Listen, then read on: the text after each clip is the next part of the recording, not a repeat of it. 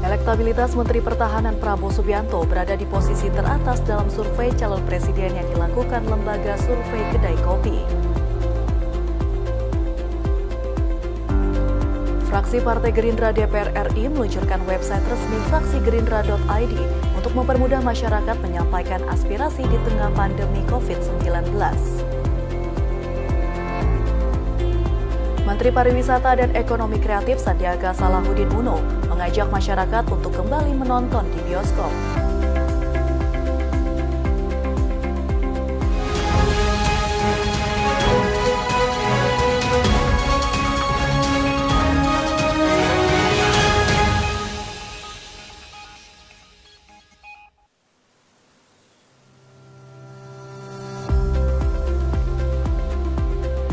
Selamat pagi pemirsa, berjumpa lagi dengan saya Putri Oktavia yang akan menemani Anda selama 1,5 jam ke depan dalam saluran 8 pagi Dikdaya TV.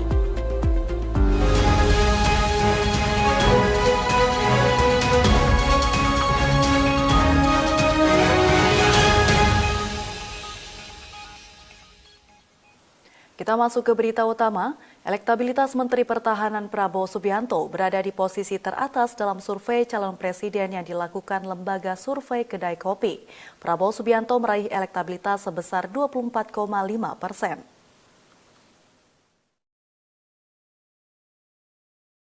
Lembaga survei Kedai Kopi merilis survei terkait tokoh calon pemimpin Indonesia 2024 dari beragam kategori di Indonesia. Hasilnya, Menteri Pertahanan Haji Prabowo Subianto mengantongi elektabilitas sebesar 24,5%. Bahkan lembaga survei Kedai Kopi menyebut tingkat keterpilihan atau elektabilitas Menteri Pertahanan Prabowo Subianto mengungguli elektabilitas Presiden Jokowi. Jokowi yang kini memasuki periode kedua kepresidenan menempati urutan kedua elektabilitas dalam survei tersebut. Elektabilitas Jokowi yang sesuai konstitusi tak bisa mencalonkan diri lagi jadi presiden tercatat 18,5% pada survei terbaru Kedai Kopi. Dalam survei terbaru Kedai Kopi tersebut, Prabowo Subianto yang juga Ketua Umum Partai Gerindra juga masuk dalam jajaran teratas elektabilitas di kalangan tokoh parpol. Haji Prabowo Subianto berada di posisi kedua dengan elektabilitas 15,6%. Survei ini dilakukan secara nasional di 34 provinsi pada 29 Maret hingga 4 April 2021. Metode survei melalui wawancara telepon dan jumlah responden sebanyak 1.260 orang. Menteri Pertahanan Prabowo Subianto juga berada di urutan pertama top of mind presiden pilihan milenial berdasarkan survei yang dilakukan Surabaya Survey Center. Prabowo Subianto meraih elektabilitas 8,9%. Lembaga Survei Surabaya Survey Center SSC menggelar survei khusus kepada kalangan milenial di Jawa Timur tentang sosok calon presiden yang akan bertarung di Pilpres 2024. Hasil survei menyebut Menteri Pertahanan Haji Prabowo Subianto berada di urutan nomor 1 top of mind presiden pilihan milenial dengan persentase 8,9%. Direktur Surabaya Survey Center Edi Marzuki menjelaskan, survei yang dilakukan dari tanggal 5 hingga 25 Maret 2021 itu menyasar kelompok milenial, calon pemilih di atas usia 17 tahun sebanyak 1.070 responden yang tersebar di seluruh daerah atau 38 kabupaten dan kota di Jawa Timur. Responden survei pilihan dengan menggunakan metode Starfield Multi-State Random Sampling dengan margin of error kurang lebih 3% dan tingkat kepercayaan sebesar 95%. Pengumpulan data dilakukan menggunakan teknik wawancara tatap muka dengan pedoman kuesioner. Sedangkan penentuan responden dalam setiap kepala keluarga dilakukan dengan bantuan Kisgrade. Fraksi Partai Gerindra DPR RI meluncurkan website resmi fraksigerindra.id untuk mempermudah masyarakat menyampaikan aspirasi di tengah pandemi COVID-19. Peluncuran website resmi Fraksi Gerindra sebagai bentuk komitmen dari Partai Gerindra untuk terus menjadi garda terdepan dalam menyuarakan aspirasi masyarakat. Bismillahirrahmanirrahim.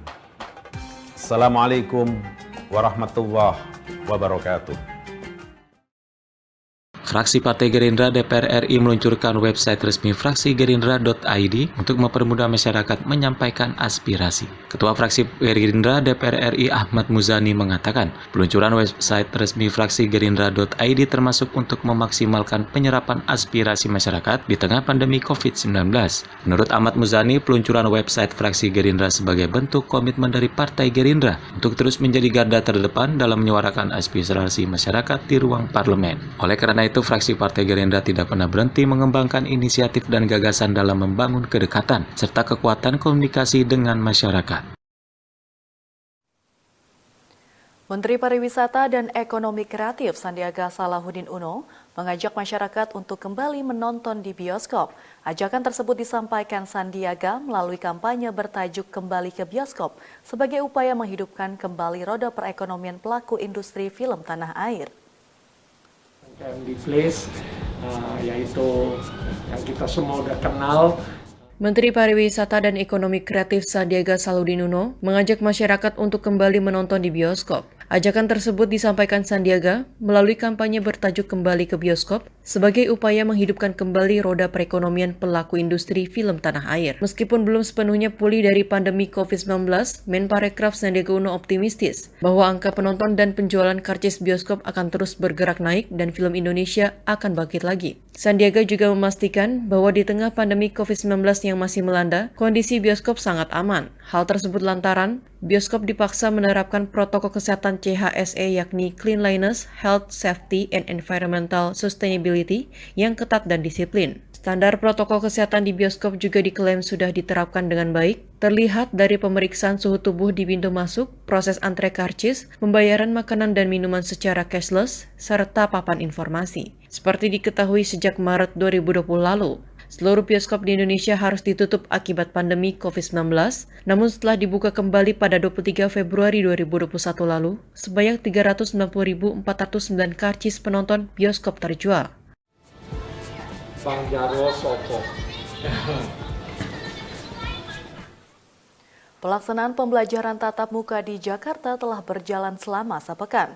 Wakil Gubernur DKI Jakarta Ahmad Riza Patria menyebutkan saat ini belum ada temuan kasus COVID-19 di sekolah. Pelaksanaan pembelajaran tatap muka di Jakarta sudah berjalan selama sepekan. Wagub DKI Jakarta Ahmad Riza Patria menyebutkan, saat ini belum ada temuan kasus COVID-19 di sekolah. Meskipun demikian, Wagub Ahmad Riza Patria mengatakan pencegahan COVID-19 di sekolah tetap bergantung dengan para orang tua. Yang dibuka ini ada 85 sekolah di seluruh Jakarta dari SD sampai dengan SMA. Setiap minggu itu kurang lebih 3 hari, ya, Senin, Rabu, Jumat ya Bu ya. Selang-seling sekolah selama 1 hari kurang lebih 3-4 jam ya, proses belajar mengajar di setiap sekolah. Jadi memang kita batasi jumlahnya juga tidak boleh lebih dari 50% di ruang kelas ya. Kemudian juga waktunya kita batasi, jamnya, harinya juga kita batasi, semuanya sesuai dengan protokol kesehatan. Wagub Ariza juga meminta agar para orang tua membekali anak-anaknya dengan masker cadangan. Pasalnya anak-anak selain belajar juga tidak lepas dari bermain sehingga bisa memungkinkan masker yang digunakan rusak. Lebih lanjut, Wagub Ariza menegaskan, hal yang lebih penting adalah memastikan anak-anak untuk menjaga jarak bila terpaksa harus menggunakan kendaraan umum.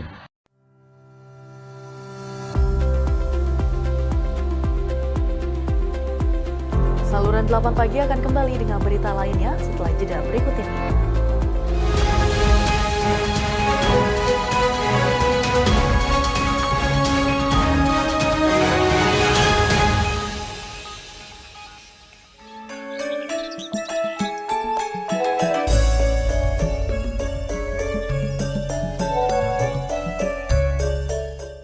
Ada apa, Kang?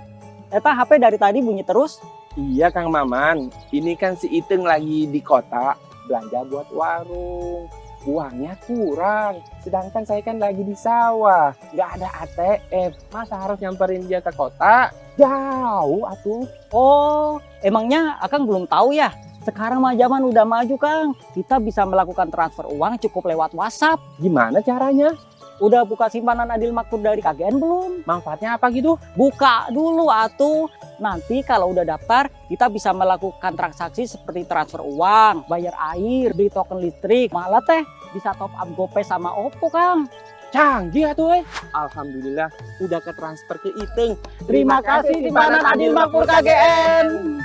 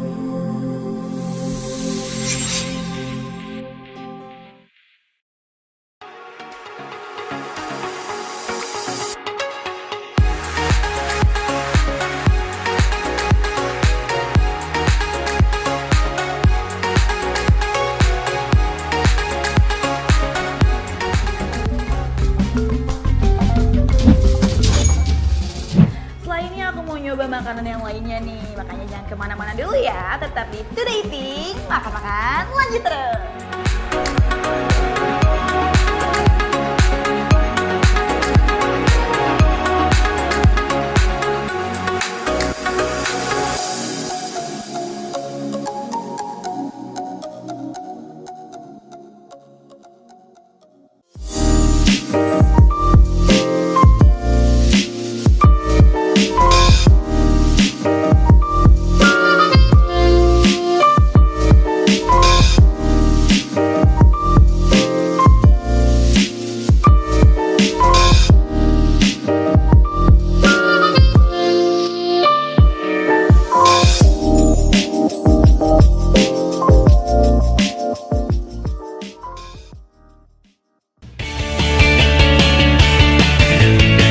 Satu, Pitung adalah pahlawan bagi rakyat Betawi.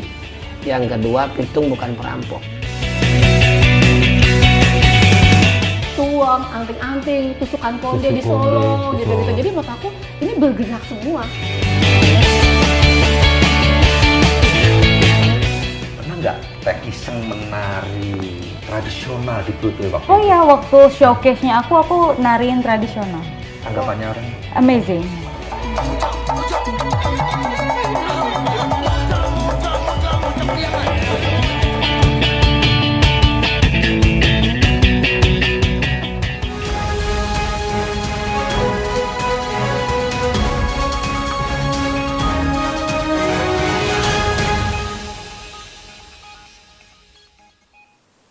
Pemirsa, terdapat 3 kunci utama menerapkan protokol kesehatan di tempat wisata agar pariwisata dapat berjalan secara efektif dan lancar serta dapat memutus mata rantai penyebaran virus COVID-19.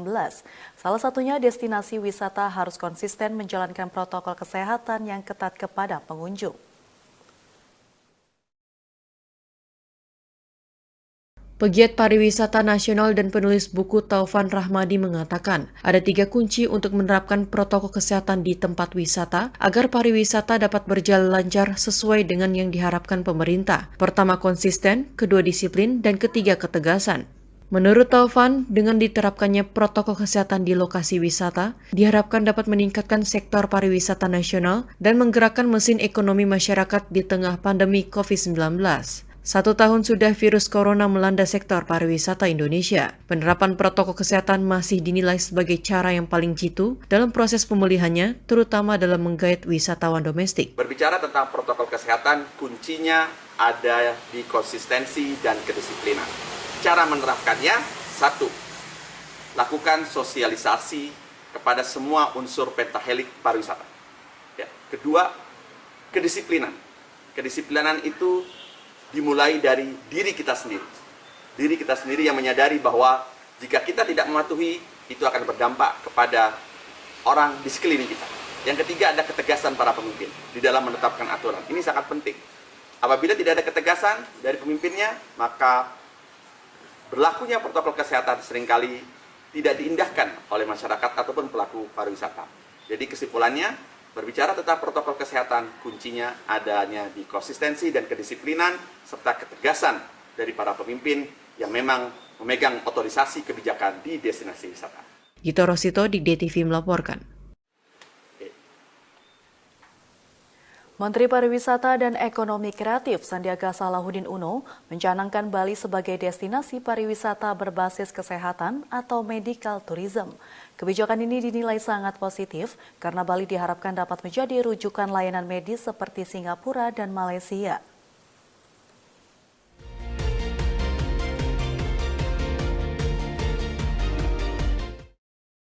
Pegiat Pariwisata Nasional Taufan Rahmadi menilai kebijakan yang dikeluarkan oleh Kementerian Pariwisata dan Ekonomi Kreatif dengan mencanangkan Bali sebagai destinasi pariwisata berbasis kesehatan atau medical tourism dan melibatkan perangkat desa untuk menggerakkan mesin ekonomi di pedesaan dinilai sangat positif. Taufan menuturkan dengan kebijakan Bali sebagai destinasi berbasis kesehatan atau medical tourism diharapkan nantinya akan menjadi rujukan layanan medis seperti negara-negara tetangga, yakni Singapura, Kuala Lumpur, Bangkok maupun Penang. Di new normal ini, salah satu kekuatannya, backbone-nya adalah membangkitkan wisata desa, desa wisata. Di mana di sini kita melihat bahwa pergerakan masyarakat, usaha-usaha yang ada di usaha-usaha mikro itu banyak di desa-desa wisata. Oleh karena itu, dengan melakukan sinergi, kolaborasi terkait pengembangan atraksi ataupun layanan wisata di desa wisata, itu memberikan dampak yang sangat positif terhadap bergeraknya mesin ekonomi di pedesaan. Dan ini adalah salah satu step daripada cara untuk memulihkan pariwisata di Indonesia di era pandemi. Gito Rosito, Digde TV melaporkan.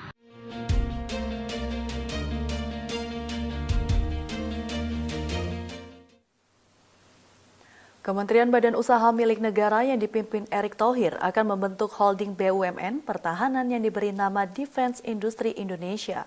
Pembentukan holding BUMN pertahanan dinilai harus dibarengi dengan belanja riset, bukan belanja produk. Peneliti militer dari Institute for Security and Strategic Studies, Khairul Fahmi mengatakan rencana pemerintah menyatukan badan usaha milik negara sektor pertahanan merupakan langkah awal yang sangat positif. Meskipun demikian, pembentukan BUMN sektor pertahanan harus dibarengi dengan belanja riset yang memadai.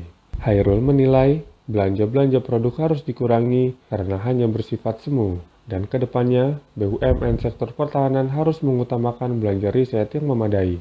Sebelumnya, pemerintah menargetkan holding BUMN pertahanan ditargetkan rampung pada akhir 2021. Pemerintah juga berharap dengan adanya penyatuan BUMN sektor pertahanan, industri pertahanan di Indonesia masuk 50 top defense global company di 2024. Belum ideal ya, bahkan beberapa program masih berupa wacana dan ya wacana ini tentu saja harus diseriusi gitu ya.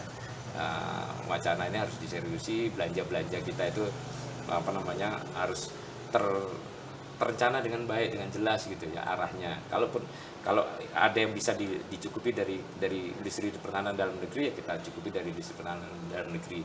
Gito Rosito, Fakih Fatur Rahman, Digde TV melaporkan dari Jakarta. Tindak pidana korupsi yang menjadi salah satu persoalan bangsa Indonesia memerlukan strategi yang tepat untuk bisa segera dientaskan. Menurut Menko Bidang Maritim dan Investasi Luhut Binsar Panjaitan, model kerja KPK saat ini yang lebih mengedepankan pencegahan patut diapresiasi. Duduk boleh, di podium juga boleh. Kami bersilakan. Yang lebih Menteri Koordinator Bidang Kemaritiman dan Investasi Luhut Binsar Panjaitan secara daring Selasa 13 April menyatakan kerja Komisi Pemberantasan Korupsi yang kini lebih mengedepankan pencegahan daripada penindakan adalah metode yang baik dalam pemberantasan korupsi. Luhut dalam peluncuran kegiatan Aksi Strategi Nasional Pencegahan Korupsi atau Stranas PK tahun 2021-2022 mengatakan model pemberantasan korupsi dengan operasi tangkap tangan tidak serta-merta menimbulkan efek jera bagi pelaku.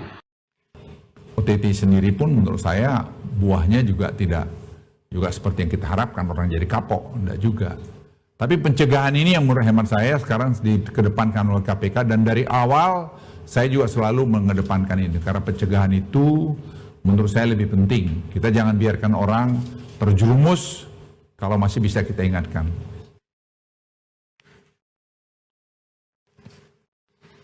Ketua KPK Firly Bahuri menjelaskan, kegiatan Strategi Nasional Pencegahan Korupsi 2021-2022 merupakan tindak lanjut dari Peraturan Presiden Nomor 54 Tahun 2018 tentang Strategi Nasional Pencegahan Korupsi dan Surat Keputusan bersama 5 Kementerian Anggota Strategi Nasional Pencegahan Korupsi.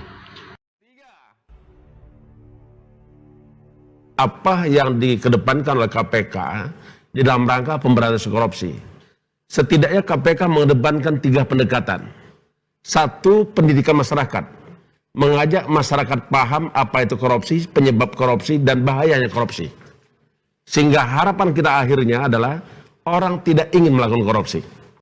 Peluncuran aksi pencegahan korupsi Stranas PK 2021-2022 menjadi penanda diserahkannya aksi pencegahan korupsi Stranas PK 2021-2022 kepada 42 kementerian dan lembaga, 34 pemerintah provinsi, serta 42 pemerintah kabupaten dan pemerintah kota.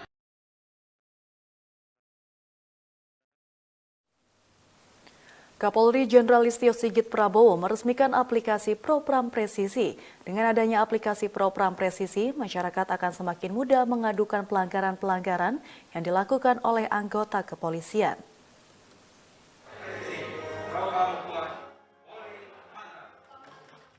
Kepala Kepolisian Republik Indonesia Kapolri Jenderal Listio Sigit Prabowo meresmikan aplikasi Propam Presisi yang diadakan bersamaan dengan rapat kerja teknis Rakernis Divisi Propam Polri yang diadakan secara online dan offline dari Mabes Polri Jakarta Selasa 13 April. Dalam sambutannya, Jenderal Listio mengatakan aplikasi Propam Presisi merupakan tindak lanjut dari aplikasi pengaduan masyarakat Dumas Presisi yang melayani pengaduan masyarakat terkait kinerja anggota polisi. Ia menambahkan, masyarakat harus dipermudah untuk dapat mengajukan pengaduan pada era keterbukaan. Listio mencontohkan dirinya masih kerap menerima pesan WhatsApp berisi pengaduan yang kemudian ditindaklanjuti dengan meneruskan ke satuan kerja terkait. Tentunya terkait dengan launching aplikasi ini mengandung risiko. Dan saya sudah menghitung pasti angkanya akan naik sangat tinggi terkait dengan masalah pengaduan terhadap pelanggaran yang dilakukan oleh anggota, masalah ketidakpuasan masyarakat terkait dengan pelayanan kepolisian, dan itu adalah risiko yang tentunya siap kita tanggung. Dalam kesempatan tersebut, Kepala Divisi Profesi dan Pengamanan Propam Polri, Inspektur Jenderal Verdi Sambo mengatakan, pihaknya telah menerapkan transformasi pengawasan untuk menekan dan mencegah tingkat pelanggaran anggota polisi yang dalam 2 tahun terakhir dipandang masih tinggi jumlahnya. Di awal tahun 2021 dan tahun-tahun sebelumnya, terjadi peningkatan jumlah pelanggaran anggota Polri secara kualitas dan kuantitas. Untuk itu, kami menyampaikan permohonan maaf kepada Bapak Kapolri terhadap pelaksanaan tugas yang belum maksimal dari Divisi Propam Polri dan jajaran. Dalam paparannya, Sambo mengatakan terdapat kenaikan jumlah pelanggaran anggota Polri terhitung 2018 sampai 2020 baik pelanggaran disiplin, pidana maupun kode etik.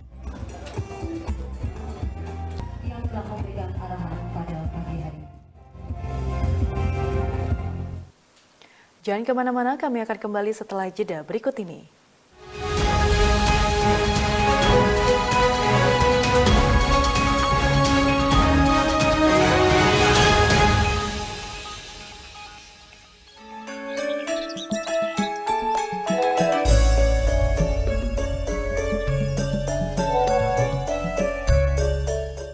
Ada apa, Kang? Eta HP dari tadi bunyi terus. Iya Kang Maman, ini kan si Iteng lagi di kota belanja buat warung. Uangnya kurang, sedangkan saya kan lagi di sawah, nggak ada ATM. Masa harus nyamperin dia ke kota? Jauh atuh. Oh, emangnya Akang belum tahu ya? Sekarang mah zaman udah maju, Kang. Kita bisa melakukan transfer uang cukup lewat WhatsApp. Gimana caranya? Udah buka simpanan Adil Makmur dari KGN belum? Manfaatnya apa gitu? Buka dulu atuh. Nanti kalau udah daftar, kita bisa melakukan transaksi seperti transfer uang, bayar air, beli token listrik, malah teh bisa top up GoPay sama OPPO, Kang. Canggih atuh. Alhamdulillah udah ke transfer ke Iteng. Terima kasih simpanan Adil Makmur KGN.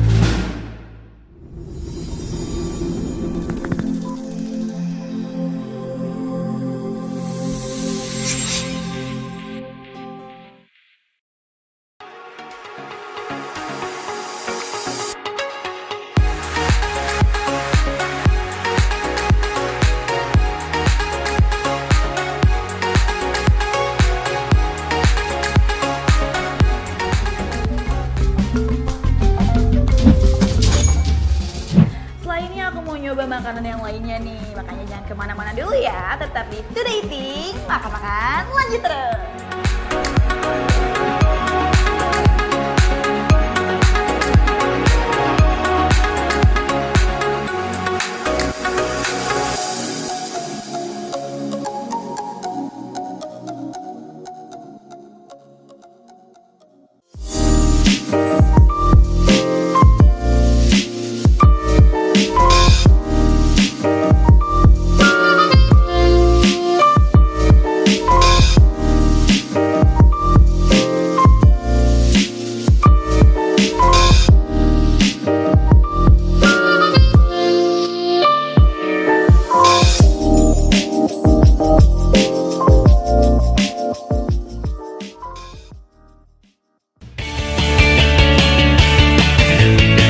Satu, Pitung adalah pahlawan bagi rakyat Betawi.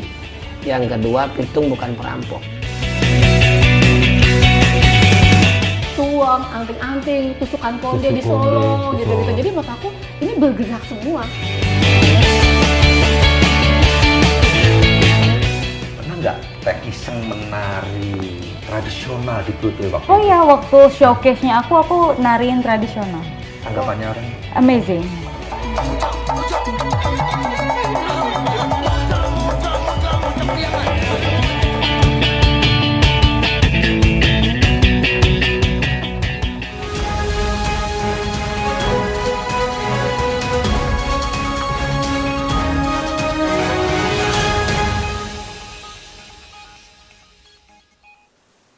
Pemirsa, juru bicara pemerintah penanganan COVID-19 Dr. Reisa Broto Asmoro memberikan tips kepada masyarakat agar tubuh tidak lemas dan lolos uji screening saat hendak menerima vaksinasi COVID-19 ketika sedang berpuasa.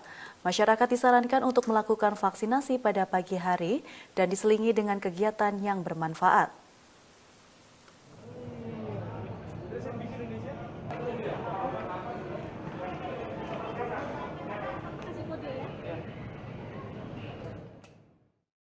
Vaksinasi COVID-19 tetap akan digelar meski umat Islam tengah melaksanakan ibadah puasa Ramadan 1442 Hijriah, supaya tubuh selalu prima dengan faktor penentu suhu tubuh di bawah 37 derajat Celcius dan tekanan darah di bawah 180/110. Masyarakat yang sedang menjalankan puasa dan hendak mendapatkan suntikan vaksin disarankan untuk mengikuti vaksinasi di pagi hari. Hal tersebut disampaikan oleh Jubir Pemerintah Penanganan COVID-19 Dr. Reisa Broto Asmoro secara virtual pada 12 April 2021. Saat kondisi badan kita masih segar, maka vaksinasi di pagi hari sangat disarankan. Dan untuk itu, pastikan kita sudah mendaftar secara online di sentra vaksinasi dan fasilitas kesehatan lainnya, agar dapat jadwalnya di pagi hari. Tentunya selingi masa setelah sahur dan sholat subuh dengan olahraga ringan atau tadarusan, agar kondisi badan seperti tekanan darah dan suhu tubuh dalam kondisi yang baik.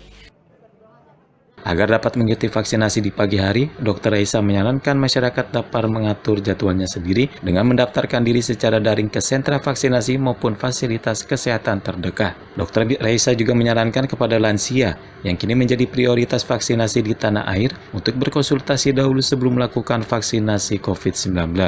Hingga Senin 12 April, sebanyak 15,4 juta penduduk Indonesia telah mendapatkan vaksinasi COVID-19 yang diberikan kepada petugas kesehatan, lansia, dan pelayanan publik.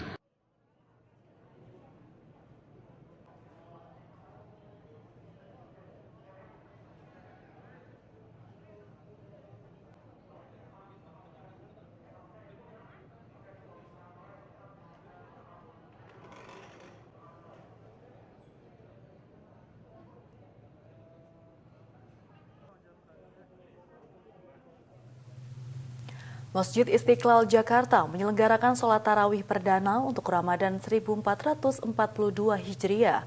Pada penyelenggaraan perdana sholat tarawih di masjid terbesar di Indonesia, terdapat sekitar 600 jamaah yang melaksanakannya.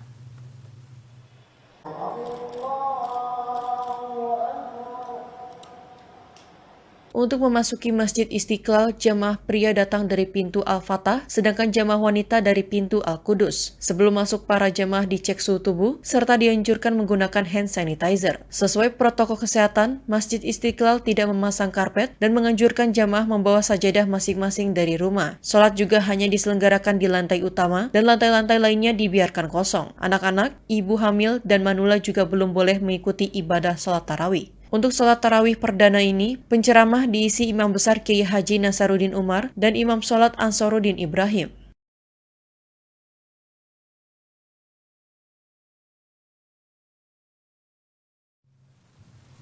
Kantor Wilayah Kementerian Agama Provinsi Sulawesi Tenggara memastikan sholat tarawih dapat dilakukan di masjid-masjid selama bulan suci Ramadan.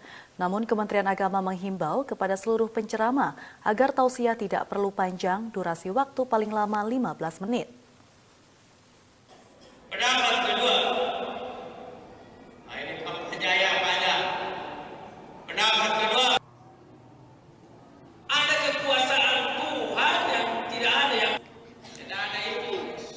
Kantor Wilayah Kementerian Agama Provinsi Sulawesi Tenggara mengizinkan pelaksanaan sholat tarawih berjamaah di masjid-masjid selama bulan suci Ramadan 1442 Hijriah. Sejumlah ketentuan pelaksanaan tarawih pun ditetapkan, seperti durasi menyampaikan tausiah atau kultum yang diimbau agar dilaksanakan maksimal 15 menit sebagai salah satu upaya menekan penyebaran COVID-19. Kepala Kantor Wilayah Kementerian Agama Sulawesi Tenggara, Faisal Musaad, menyampaikan, merujuk pada Surat Edaran Menteri Agama Nomor 3 Tahun 2021 tentang paduan pelaksanaan Ramadan dan Idul Fitri 1442 Hijriah, di mana kegiatan beribadah secara berjamaah diperbolehkan, namun harus menerapkan protokol kesehatan. Untuk penceramah-penceramah, durasinya tidak perlu terlalu panjang-panjang, minimal 15 menit cukup untuk memberikan tausiah, kemudian pencerahan kepada umat saat menjelang ibadah tarawih, sholat tarawih. Itu para penceramah menyampaikan tausiahnya tidak perlu panjang-panjang. Nah, itu semua sudah disampaikan dan sudah diedarkan di para pengelola masjid, kemudian kepada para penceramah-penceramah, termasuk pembagian zakat fitrah. Faisal juga menerangkan tentang rencana salat Idul Fitri yang dianjurkan untuk dilaksanakan di lapangan terbuka, sedangkan untuk pembagian zakat fitrah dapat dikoordinasikan agar tidak berdesak-desakan, bahkan dianjurkan untuk dibagikan ke rumah-rumah warga yang membutuhkan.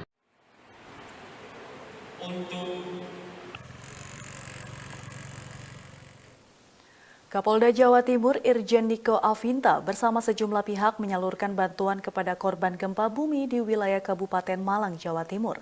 Pihak Polda dan Kodam 5 Brawijaya juga menurunkan tim trauma healing untuk memulihkan kondisi psikologis atau mental warga.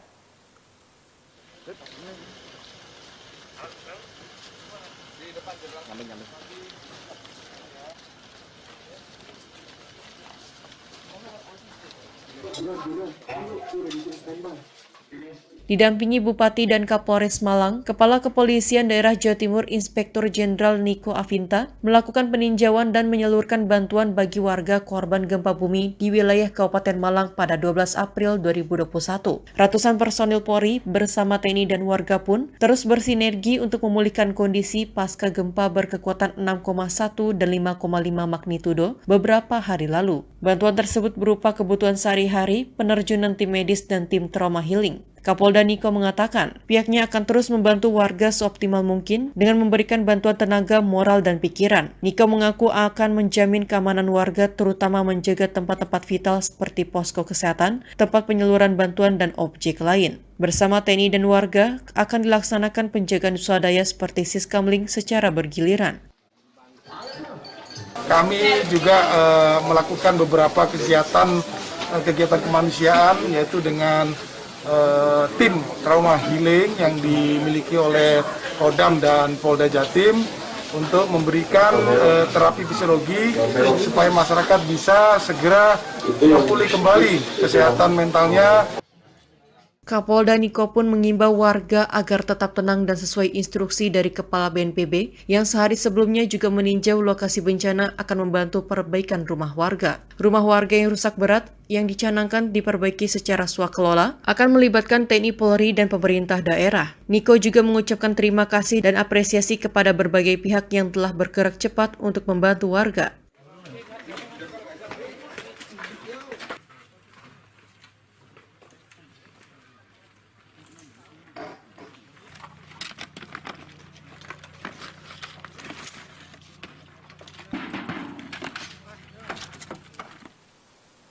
Pemirsa, balo merupakan salah satu unit Satwa K9 atau anjing pelacak yang dikerahkan untuk mencari korban bencana alam di Desa Waimatan, Kecamatan Ile Ape Timur, Kabupaten Lembata, Nusa Tenggara Timur.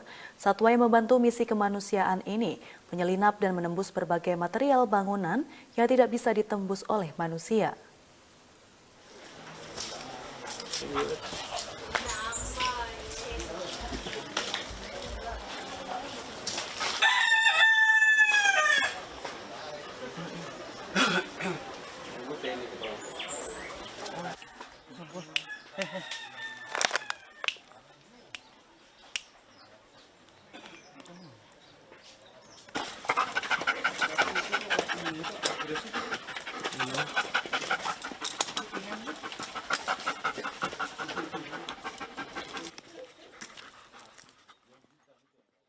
Aksi heroik tak hanya dapat dilakukan oleh warga maupun petugas gabungan tanggap bencana, tetapi hewan juga bisa berperan dalam mencari korban hilang, baik yang masih hidup maupun yang tidak bernyawa lagi. Dia adalah Balo, salah satu satwa K9 atau si anjing pelacak yang ditujukan langsung oleh Mabes Polri untuk membantu misi kemanusiaan tim SAR gabungan dalam mencari korban bencana longsor di Desa Waimatan, Kecamatan Ile Ape Timur, Kabupaten Lembata, NTT. Anjing jenis Belgian Malinois ini berusia 1,5 tahun. Didatangkan langsung dari Belanda sejak umur 7 bulan, Balo telah terlatih untuk mencium bau bangkai manusia yang tertimbun tanah, bahkan hampir kedalaman 6 meter.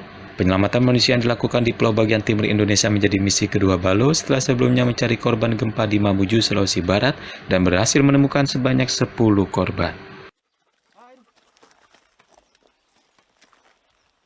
Ibaratkan kalau kita ini di polisi biasanya itu istri kedua, kalau ininya senjata, kalau ini ya kita ininya kita.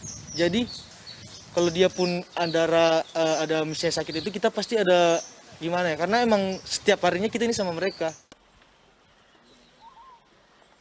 Anjing bertubuh gagah ini menyelinap dan menembus material reruntuhan bangunan yang tidak bisa ditembus oleh manusia, seperti celah sempit bebatuan, lempengan besi maupun pecahan kaca. Kepala Detasemen K9 di Pol Satwa Berkorbasara Bahar Kampori, Komisaris Polisi Tendri Wardi menyebut, kehadiran anjing pelacak sangat membantu tim SAR dalam mempercepat proses pencarian di lapangan.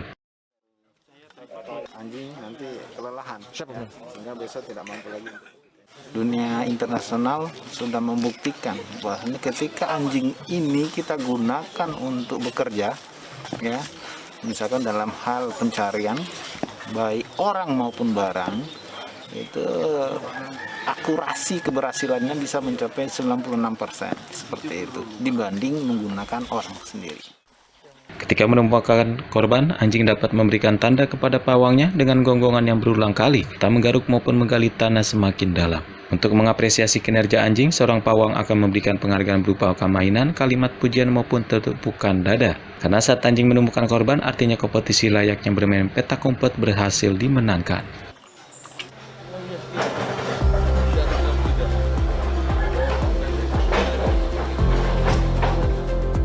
Saluran 8 pagi akan kembali sesaat lagi.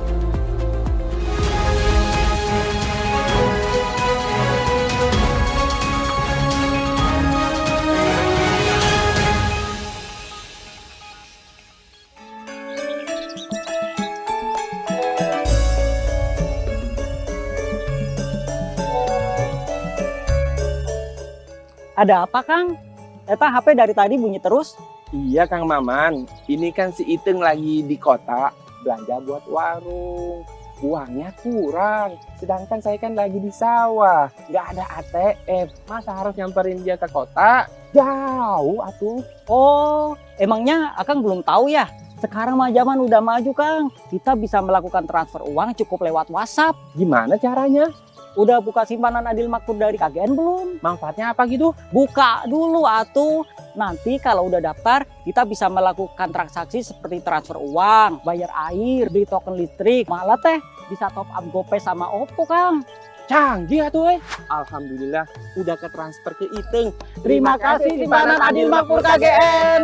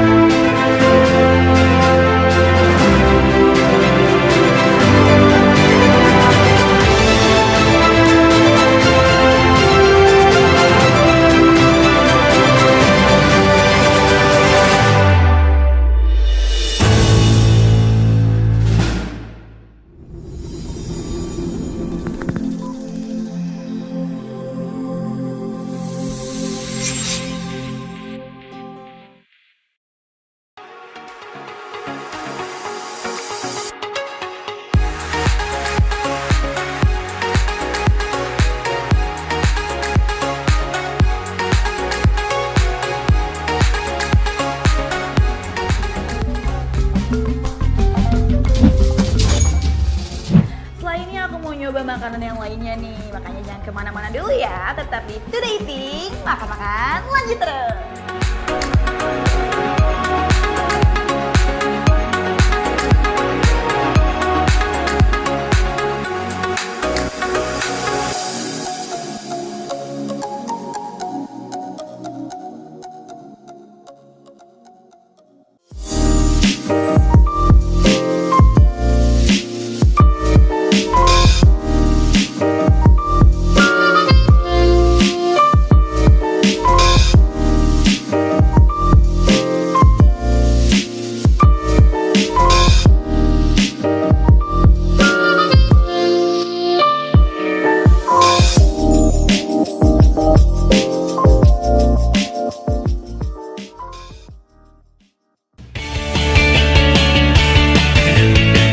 Satu, Pitung adalah pahlawan bagi rakyat Betawi. Yang kedua, Pitung bukan perampok. Tuang, anting-anting, tusukan konde di Solo, gitu-gitu. Jadi menurut aku ini bergerak semua. Pernah nggak Teh iseng menari tradisional di Pluto waktu Oh ya, waktu showcase-nya aku nariin tradisional. Tanggapannya orang? Amazing.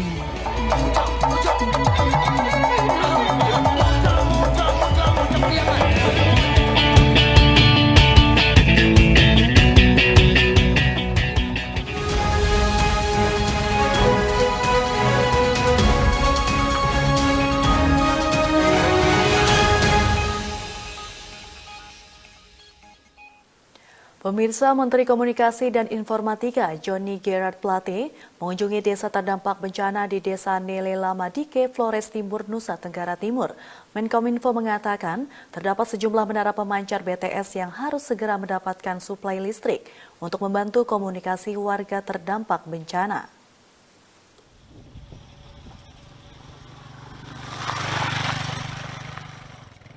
Menteri Komunikasi dan Informatika Johnny G. Plate mengunjungi kawasan bencana banjir bandang di Desa Nelelamadike, Flores Timur, Nusa Tenggara Timur. Menkominfo menyampaikan, infrastruktur menara pemancar BTS aktif di NTT sekitar 2.700 lebih, dengan kurang dari 500-nya tidak berfungsi dengan baik akibat terdampak bencana banjir bandang di Flores Timur. Johnny mendorong agar pemulihan BTS dapat dilakukan sesegera mungkin. Ia meminta agar listrik dapat kembali menyala, sehingga bisa menyuplai listrik untuk menara pemancar BTS. Dengan begitu, masyarakat dapat terbantu komunikasinya. Lalu segera tentunya, segera. Karena ini sangat saling berhubungan antara tersedianya listrik ya dengan hidupnya BTS. Kecuali ada 6 yang memang tower roboh dan hanyut. Nah ini tentu harus dibangun baru. Johnny mengatakan Kominfo, Kementerian BUMN, dan PLN di tingkat lapangan bekerja sama dengan baik. Ia berharap penanganan bencana dapat dilakukan lebih baik serta tata kelolanya ditingkatkan. Menyediakan 20 ya sarana. Para tenaga pengajar yang ada di Kota Tangerang di awal bulan Ramadan 1442 Hijriah harus mengikuti proses vaksinasi tahap kedua di pusat pemerintahan Kota Tangerang. Dinas Pendidikan Kota Tangerang tengah mengejar vaksinasi 10.000 guru sebagai optimalisasi pembelajaran tatap muka di bulan Juli mendatang.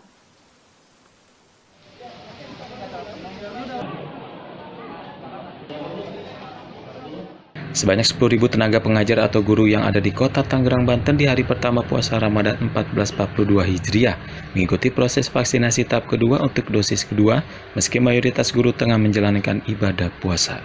Proses vaksinasi di bulan puasa ini dilakukan di pusat pemerintahan Kota Tangerang pada Selasa 13 April 2021 sebagai upaya Dinas Pendidikan Kota Tangerang mengejar target rampung vaksinasi para guru sebelum bulan Juli mendatang saat dimulainya pembelajaran secara tatap muka. Kepala Dinas Pendidikan Kota Tangerang Jamaluddin menegaskan 50% guru di Kota Tangerang telah menerima vaksinasi termasuk tenaga pengajar di sekolah-sekolah di bawah Kementerian Agama.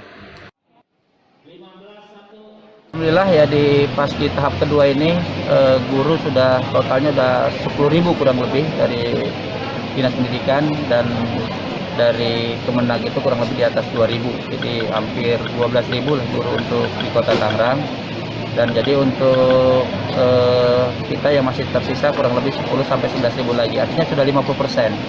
Hingga insya Allah kalau sudah divaksin semua sesuai dengan arahan Pak Menteri, juga dari Pak Wali Kota, nanti kita lihat di posisi bulan Juli, mudah-mudahan zonanya hijau dan kita insya Allah bisa laksanakan tatap muka sesuai dengan aturan yang berlaku.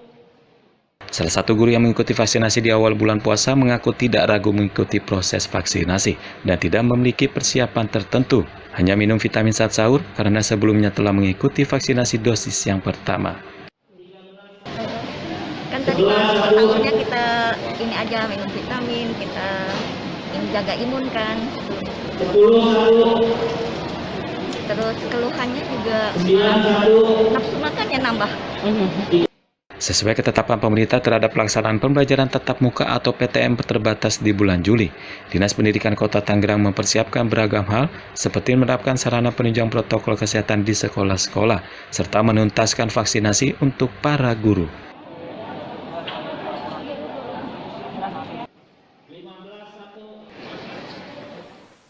Anggota Komisi 10 DPR melakukan kunjungan kerja di Kota Malang, Jawa Timur untuk memastikan kesiapan penyelenggaraan belajar tatap muka. Wakil Ketua Komisi 10 Dede Yusuf menyatakan tidak ada alasan bagi lembaga pendidikan mulai tingkat dasar hingga perguruan tinggi untuk tidak melaksanakan belajar tatap muka.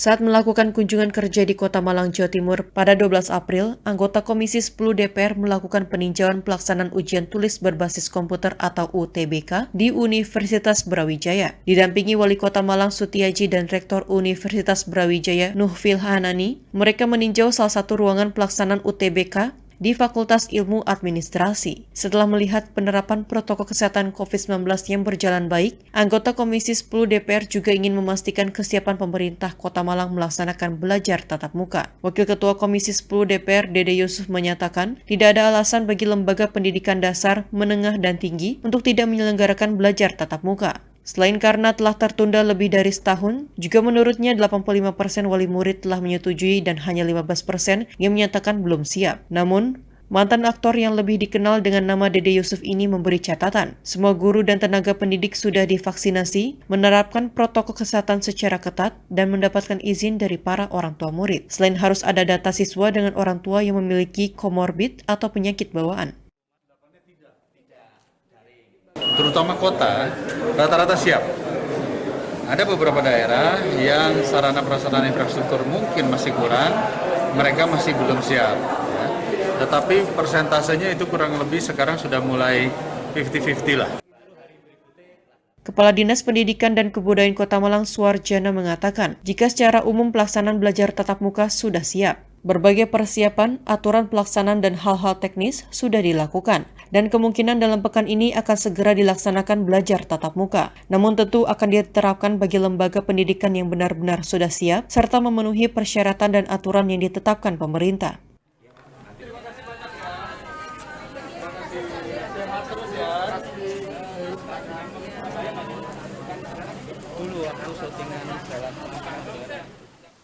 Menteri Perdagangan Muhammad Lutfi dan Gubernur Jawa Barat Ridwan Kamil melakukan inspeksi mendadak di Pasar Kosambi, Bandung, Jawa Barat Selasa kemarin.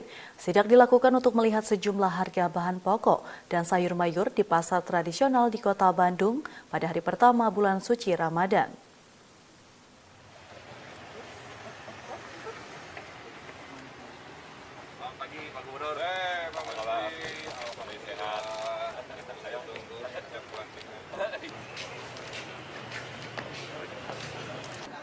Sini Pak.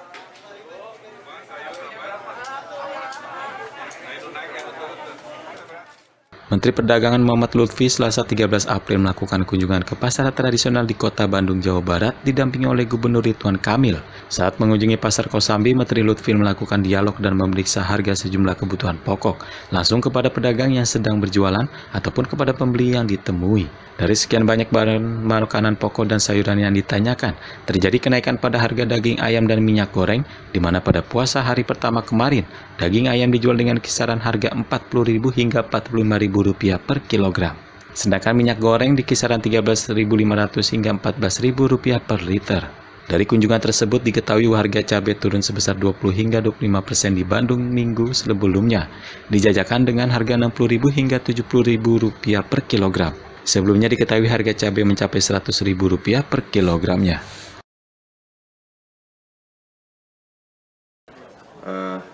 Kurang lebih tidak banyak, mungkin hanya 1-2 komoditas ya, tapi masih relatif aman lah. Nah, beliau akan memantau selama bulan Saum ini sampai Lebaran. Memang kadang-kadang ada kenaikan wajar ya, karena demand tinggi. Yang penting kenaikannya masih bisa ditoleransi oleh ibu-ibu se-Jawa Barat. Dan kalau ibu-ibu sudah marah, bahaya. Sementara itu, Menteri Perdagangan Muhammad Lutfi mengatakan untuk mengatasi kenaikan harga, ia akan mengendalikan di tingkat produsen atau industri, terutama untuk kenaikan harga minyak goreng. Ada beberapa yang turun dan juga ada beberapa yang naik. Saya bisa lihat yang naik itu adalah minyak goreng. Seperti kita ketahui, minyak goreng ini feedstocknya adalah CPO. CPO tahun ini harganya hampir 40% lebih tinggi dibandingkan periode yang sama tahun lalu. Oleh sebab itu, saya akan berkoordinasi dengan industri memastikan adanya supply yang lebih dalam puasa Ramadan ini supaya harganya tidak terlalu tinggi naiknya. Selain menginspeksi Pasar Kosambi, Menteri Lutfi dan Gubernur Ridwan Kamil juga melakukan sidak ke pasar tradisional sederhana di Kota Bandung secara keseluruhan. Harga kebutuhan pokok dan sayuran dinilai stabil. Kenaikan harga yang terjadi karena adanya tren di awal bulan suci Ramadan, di mana permintaan barang cenderung meningkat. Makin naik ya? Iya, saya naiknya banyak loh ini Pak, sebenarnya. Pelaksana tugas Gubernur Sulawesi Selatan Andi Sudirman Sulaiman bersama Satgas Pangan memantau harga sembako menghadapi bulan suci Ramadan 1442 Hijriah. Menurut Andi Sudirman, hal ini untuk menjamin ketersediaan bahan konsumsi selama masa Ramadan hingga Hari Raya Idul Fitri dan Idul Adha ke depan.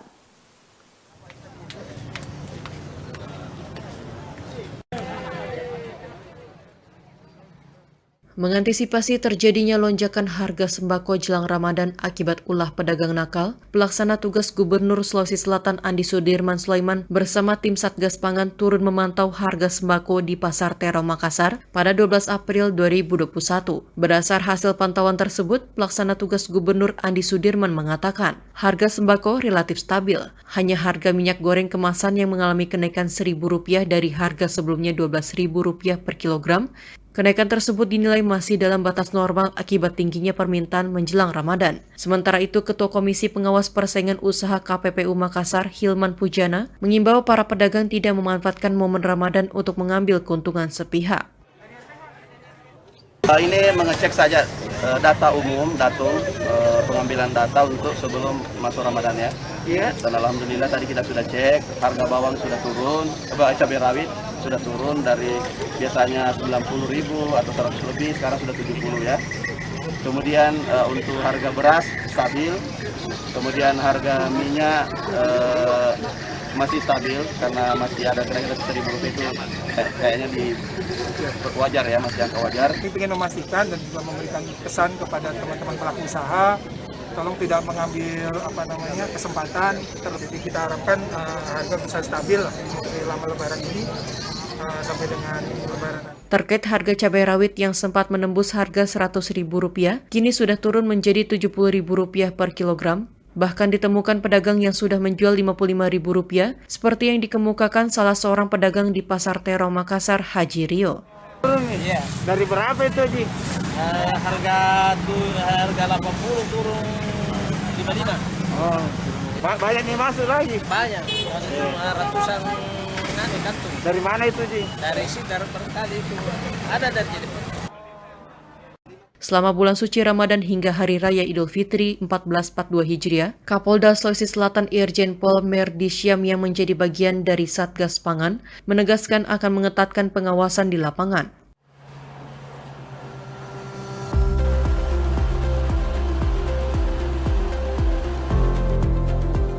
Saluran 8 pagi akan kembali setelah jeda berikut ini.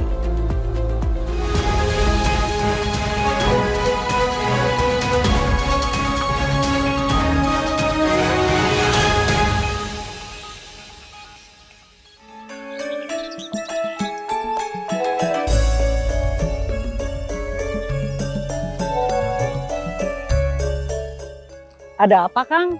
Eta HP dari tadi bunyi terus. Iya Kang Maman, ini kan si Iteng lagi di kota belanja buat warung. Uangnya kurang, sedangkan saya kan lagi di sawah, nggak ada ATM. Masa harus nyamperin dia ke kota? Jauh atuh. Oh, emangnya Akang belum tahu ya? Sekarang mah zaman udah maju, Kang. Kita bisa melakukan transfer uang cukup lewat WhatsApp. Gimana caranya? Udah buka simpanan Adil Makmur dari KGN belum? Manfaatnya apa gitu? Buka dulu atuh.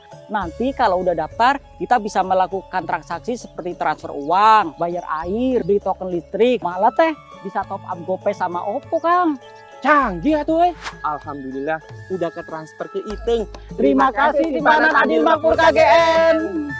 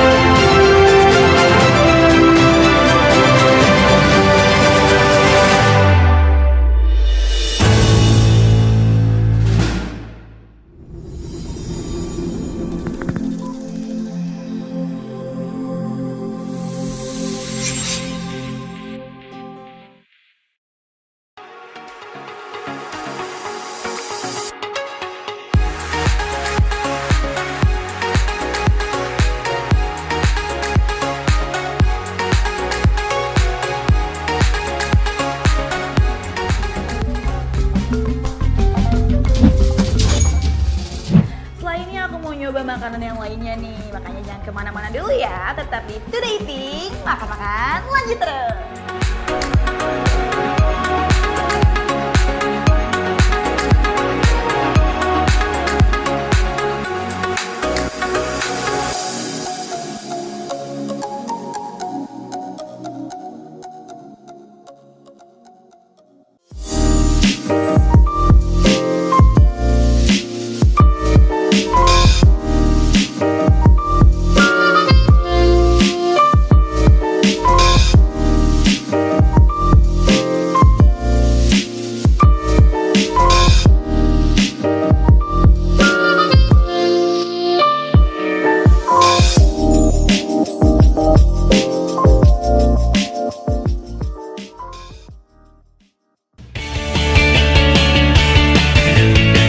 Satu, Pitung adalah pahlawan bagi rakyat Betawi.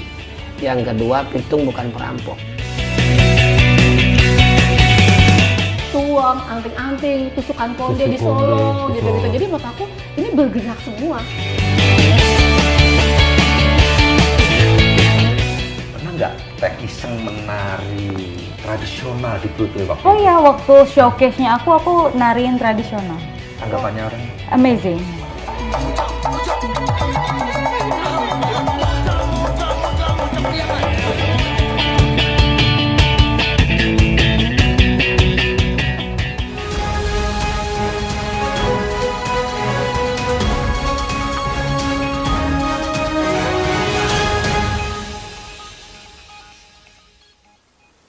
Pemirsa, pemerintah Provinsi Jawa Timur menyiapkan penyekatan di sejumlah titik perbatasan untuk menghalau pemudik. Penyekatan pemudik dilakukan dalam rangka pencegahan penyebaran virus corona.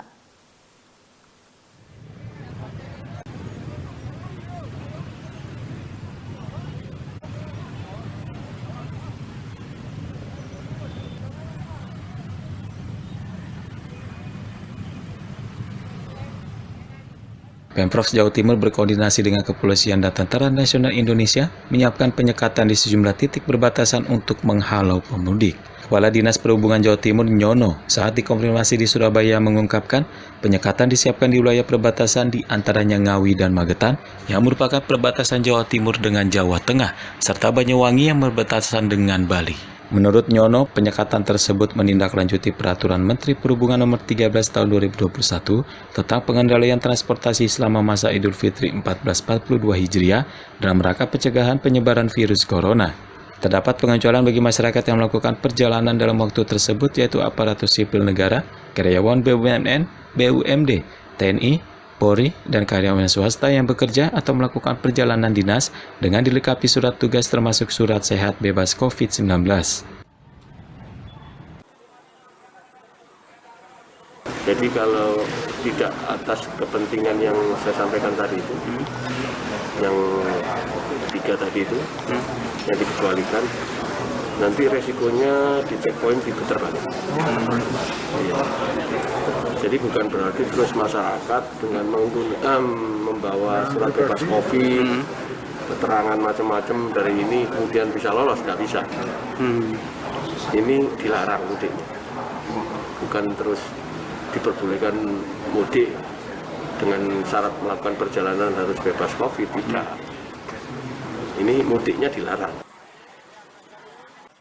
Peraturan Menteri Perhubungan Nomor 13 Tahun 2021 memperbolehkan operasi sejumlah kendaraan, yaitu kendaraan pimpinan lembaga tinggi negara, kendaraan dinas operasional TNI, Polri, kendaraan dinas operasional petugas jalan tol, ambulan, pemadam kebakaran, dan mobil barang pengangkut logistik.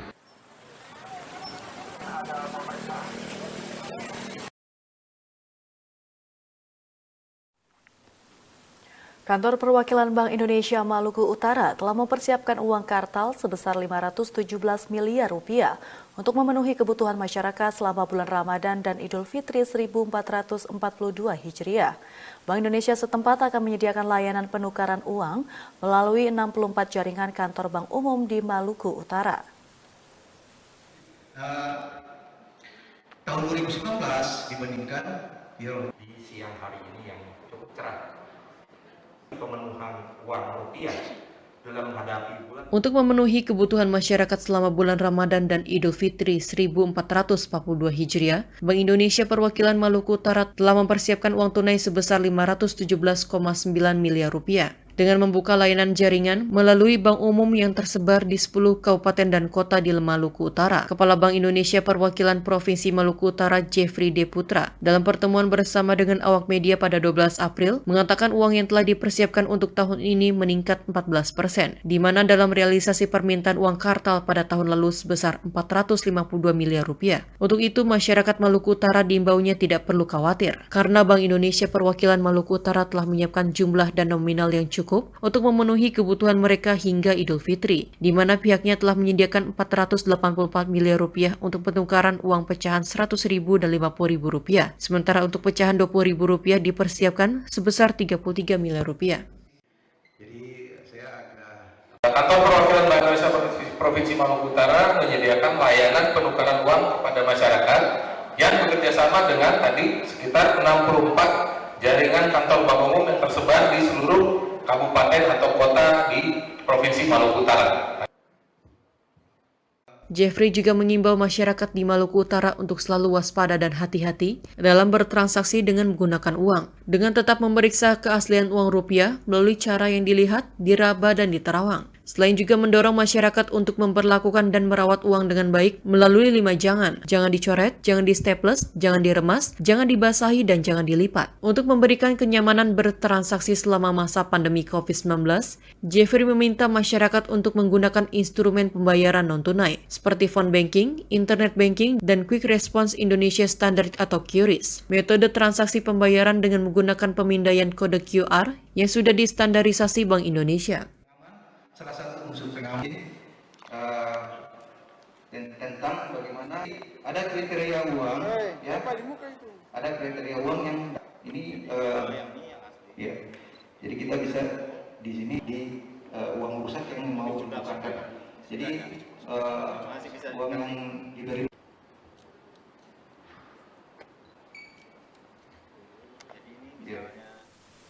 Pengadilan Agama Serang meluncurkan 4 aplikasi layanan berbasis Android untuk memudahkan pelayanan keagamaan masyarakat Serang dan sekitarnya saat pandemi COVID-19. 4 aplikasi ini diantaranya Sistem Informasi Manajemen Pelayanan Elektronik, Mitra Pas, dan Gerai Online Layanan Antar Surat Produk Pengadilan Agama.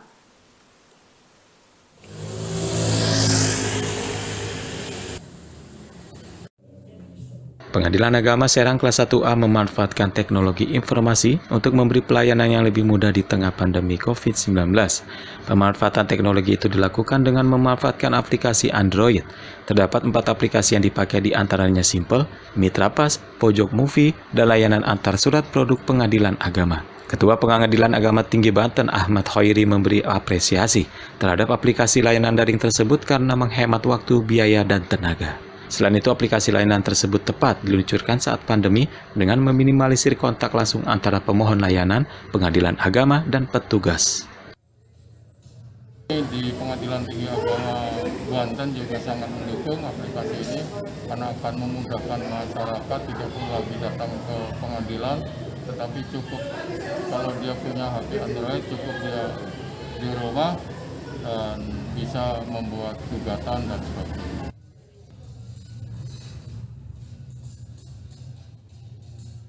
Adapun aplikasi Sistem Informasi Manajemen Pelayanan Elektronik atau Simple berisi tentang informasi tata cara layanan pendaftaran dan informasi jadwal. Aplikasi ini jargonnya dalam satu genggaman seluruh kemudahan bisa. Bukan berarti supaya orang itu mudah bercerai, tidak.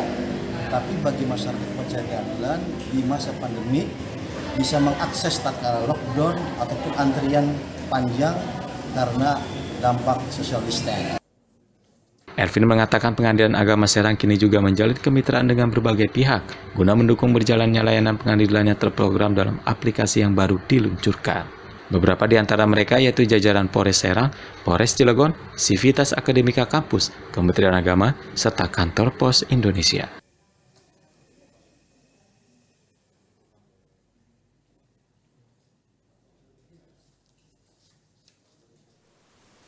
Komisi 3 DPR meminta Kapolda dan Kepala Kejaksaan Tinggi Sumatera Barat menuntaskan masalah pertanahan yang terjadi karena telah mengakibatkan terkendalanya pembebasan lahan tol Padang Pekanbaru.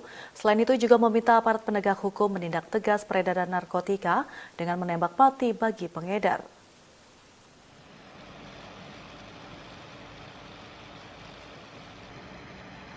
Sektor pertanahan merupakan salah satu permasalahan yang berdampak besar bagi masyarakat, di mana salah satunya pada proyek strategis nasional, yakni pembangunan jalan tol Padang Pekanbaru, yang pengerjaannya baru selesai 4 km. Karena itu, dalam kunjungan ke Polda Sumatera Barat, anggota Komisi 3 DPR Arteria Dahlan meminta Kapolda dan Kepala Kejaksaan Tinggi Sumatera Barat bekerja secara kolektif atas dugaan mafia tanah yang mengklaim memiliki ratusan hektar tanah di 4 kelurahan di Kota Padang. Seusai pelaksanaan sholat tarawih perdana di Padang, Arteria menyebut orang Minang memiliki aturan hukum yang luar biasa hebat dan berlembaga. Seperti ada harta pusaka tinggi, harta pusaka rendah, dan hukum negara yang selama ini tidak pernah bertentangan. Karena itu, dia meminta aparat penegak hukum untuk bekerja sama dengan tokoh masyarakat.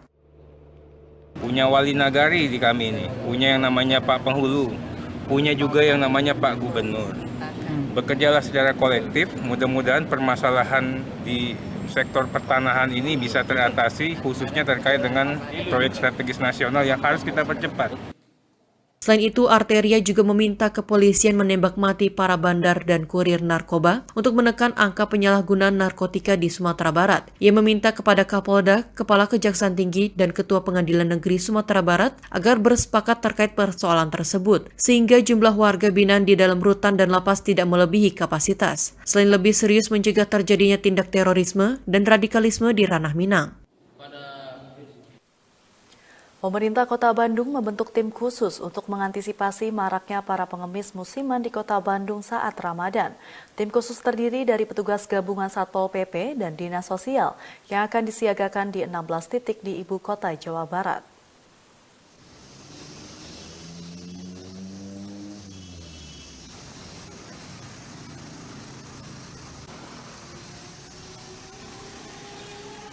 Keberadaan pengemis musiman saat bulan Ramadan memang telah menjadi fenomena tahunan yang kerap terjadi di kota-kota besar di tanah air. Termasuk di Kota Bandung, mereka berbondong-bondong bermigrasi dari satu daerah ke daerah lain dengan harapan dapat mengais rezeki dari sedekah para dermawan di bulan suci. Untuk mengantisipasi hal tersebut, Pemkot Bandung telah membentuk tim khusus yang terdiri dari petugas Satuan Polisi Pamong Praja dan Dinsos Kota Bandung. Mereka akan bertugas untuk menghalau para pengemis dan berjaga di titik-titik yang biasa menjadi lokasi mereka beroperasi.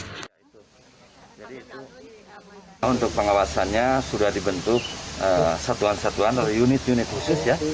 Unit khusus ada yang tugas pagi, ada tugas siang dan tugas malam. Kita 24 jam melakukan itu.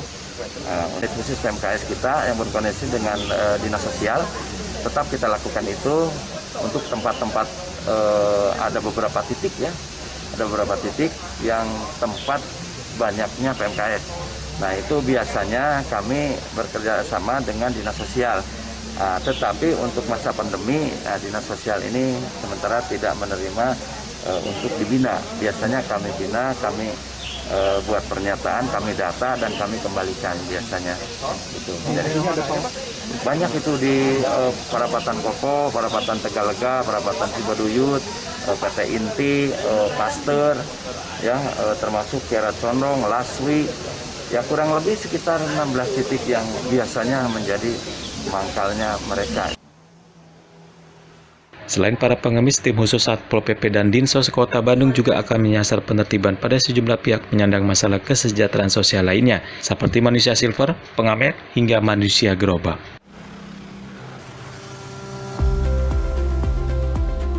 Saluran 8 pagi akan kembali dengan berita menarik lainnya sesaat lagi.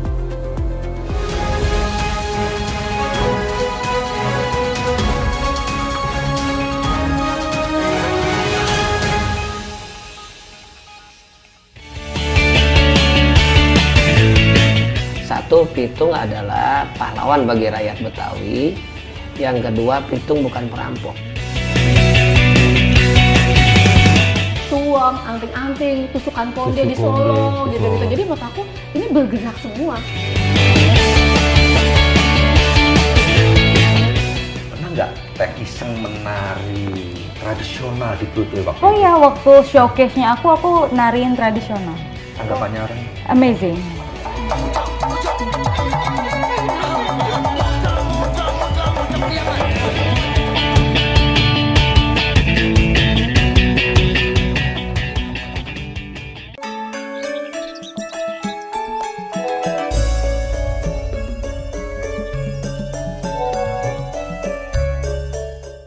Ada apa, Kang?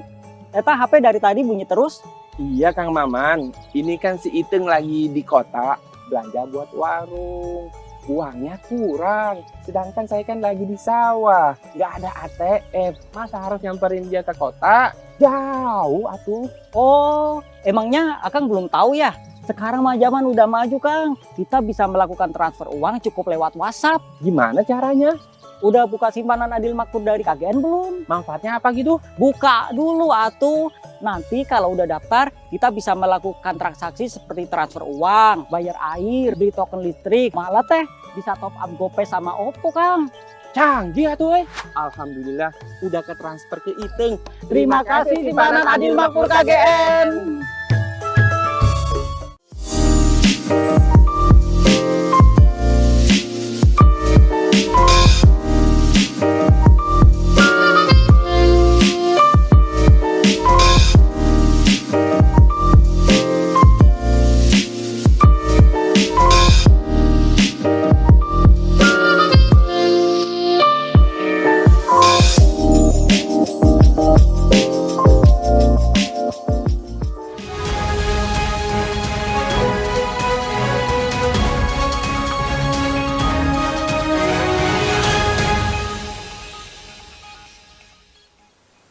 Pemirsa, PT PLN Unit Induk Wilayah Sumatera Utara mengantisipasi gangguan pasokan listrik akibat cuaca buruk di sejumlah wilayah Sumatera Utara selama Ramadan 2021.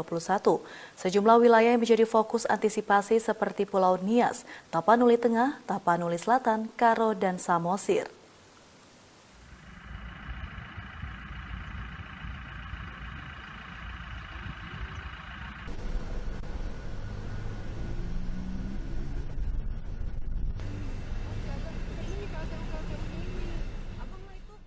Mengacu pada data dari Badan Meteorologi, Klimatologi, dan Geofisika BMKG Medan, PT PLN Unit Induk Wilayah Sumatera Utara saat ini fokus mengantisipasi gangguan listrik akibat cuaca buruk di sejumlah wilayah Sumatera Utara. General Manager PT PLN Unit Induk Wilayah Sumatera Utara, Pandapotan Manurung menjelaskan, pihaknya akan memperbanyak petugas di sejumlah wilayah seperti Pulau Nias, Tapanuli Tengah, Tapanuli Selatan, Karo, dan Samosir guna memberikan pelayanan maksimal kepada pelanggan listrik khususnya selama bulan Ramadan. Untuk memastikan antisipasi kendala layanan listrik, beberapa langkah sudah dilakukan yaitu menyediakan posko seperti genset mobile, UPS hingga unit gardu bergerak. Selain itu, 2.672 personel juga telah disiagakan dari tanggal 7 April sampai 17 Mei 2021.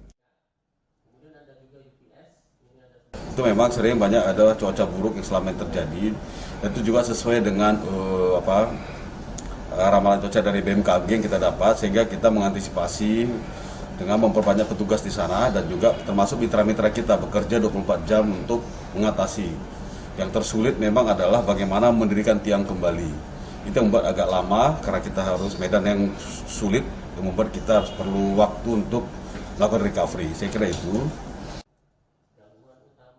Pandapotan menambahkan, terkait sistem kelistrikan dalam rangka siaga Ramadan dan Idul Fitri 2021, pihaknya memiliki daya mampu neto listrik sebesar 3.141 MW. Sedangkan realisasi beban puncak di Sumatera Utara tertinggi pada Maret 2021 sebesar 1.907 MW, sehingga PLN Sumatera Utara masih memiliki cadangan listrik.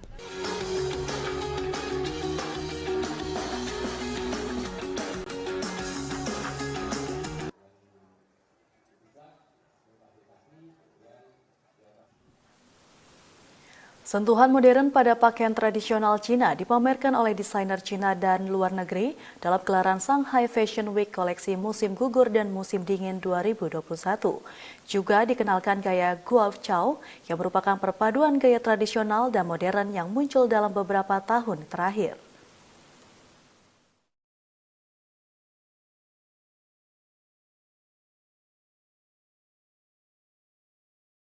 Sentuhan modern pada pakaian tradisional Cina dipamerkan oleh desainer Cina dan luar negeri dalam gelaran Shanghai Fashion Week koleksi musim gugur dan musim dingin 2021 yang sedang berlangsung.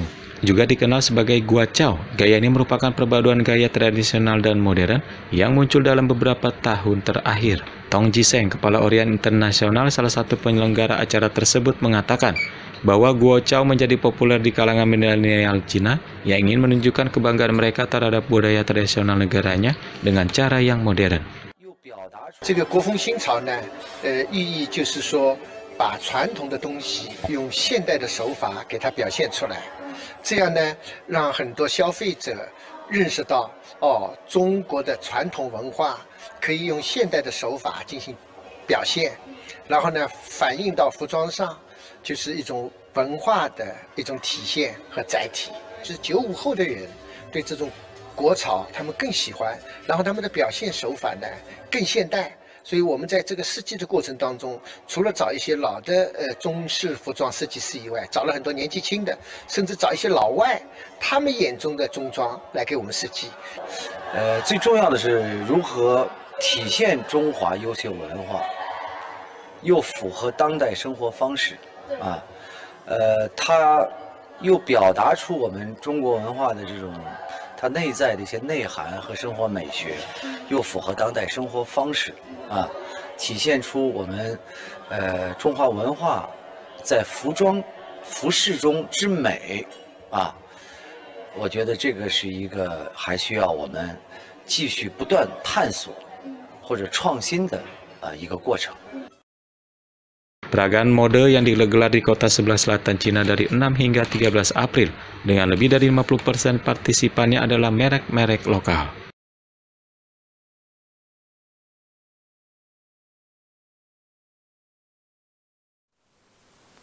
Petani kapas sudah mulai menabur benih di Uzbekistan, penghasil kapas terbesar di Asia Tengah. Pemerintah Uzbekistan mengatakan akan berhenti mengekspor kapas mentah dan beralih ke peningkatan pemprosesan ulang di dalam negeri agar dapat mengekspor produk yang memiliki nilai tambah.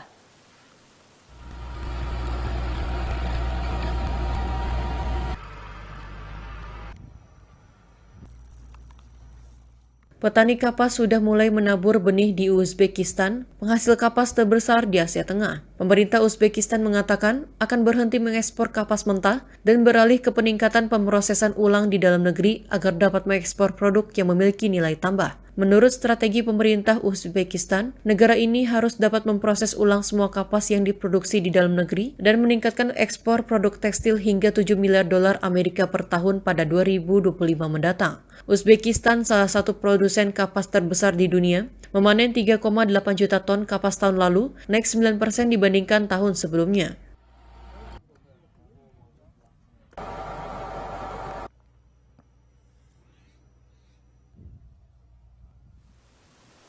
Pemirsa Dikdaya TV, berikut ini kami sampaikan perakiraan cuaca untuk sejumlah kota besar yang ada di Indonesia termasuk DKI Jakarta. Dikutip dari situs BMKG, berikut tayangannya.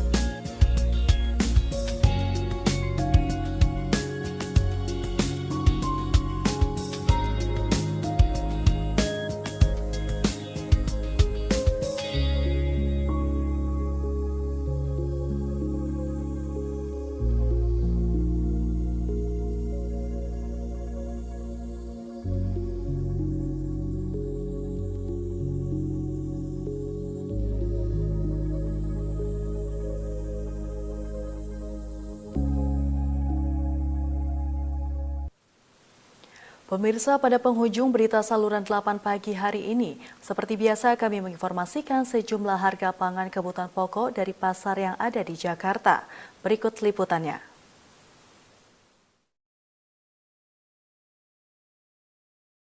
Pemirsa Dikde TV, kembali kami menginformasikan sejumlah harga pangan yang didapat dari pedagang pasar yang ada di wilayah DKI Jakarta untuk Rabu 14 April 2021. Harga sejumlah cabai pada Rabu hari ini mengalami penurunan, termasuk cabai rawit merah yang dijual Rp77.450 per kilogram atau turun Rp2.394 dari hari sebelumnya.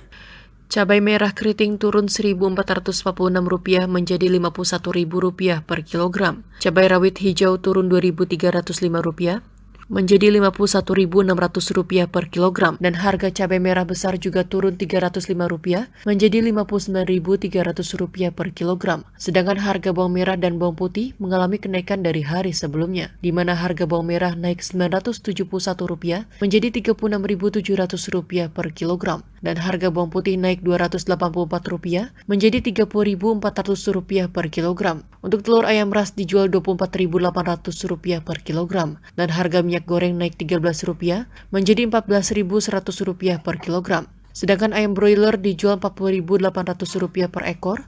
Dan harga daging sapi dijual Rp132.550 per kilogram. Sementara itu harga beras untuk tipe IR64 dijual Rp11.500 per kilogram. Harga gula pasir turun Rp306 menjadi Rp13.600 per kilogram.